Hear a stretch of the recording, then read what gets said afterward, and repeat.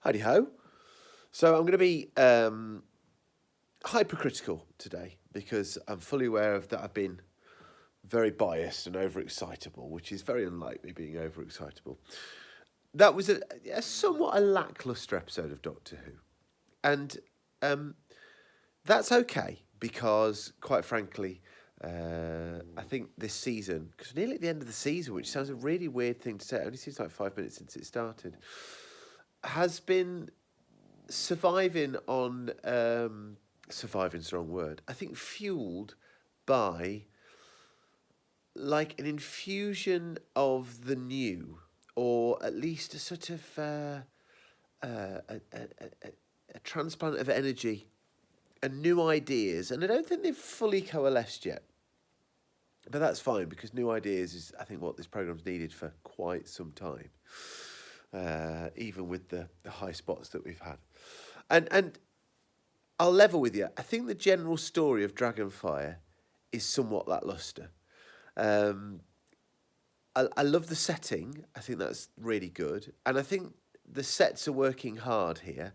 They're not groundbreaking, and to be fair, it doesn't look the most expensive thing in the world. Not that it has to, but that's by the by. But the general story doesn't really grip me at all. There's this dude, and he's in charge of a shopping centre, Iceland in space, and he's a criminal, and he had a partner in crime, and she's dead. I mean, there's nothing terrific about all that. Where this does succeed, though, I think, is that just some of the moments. So both Lib and I had a thorough chortle at the bit where Sylve is talking to the guard in high-level philosophical terms. That was genuinely pleasing. I think that Glitz is one of the great, recurring characters in Doctor Who, quite frankly. And he really helps. It still feels a new Doctor. I know that's daft at the end of a season, but, we've only had... Can't be the end of this season. This is the final story of this season. Yeah, this is how Doctor Who goes, sadly, as unsupported and unloved it was by the BBC. So it does still weirdly feel like that Sylve's, to a certain extent, settling in. And I think Glitz really helps it because, he's an established character. I truly love Ace. I think that she is the companion that this programme has been crying out for, and unbeknownst to us, this Doctor has been crying out for. My wife has a somewhat different opinion of Ace. Do you want to say anything, Lib? Well, I like the idea of Ace, but I feel her acting is not Ace. No. Her acting is not good. And when she says things like, oh, real, I love that.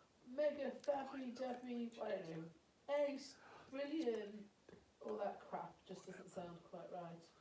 I love all that. Thank you for your contribution, Elizabeth. You're welcome. But because Mel's gone up in my opinion, because her acting does look very good in comparison. I'm Damning with faint praise, I know. meh.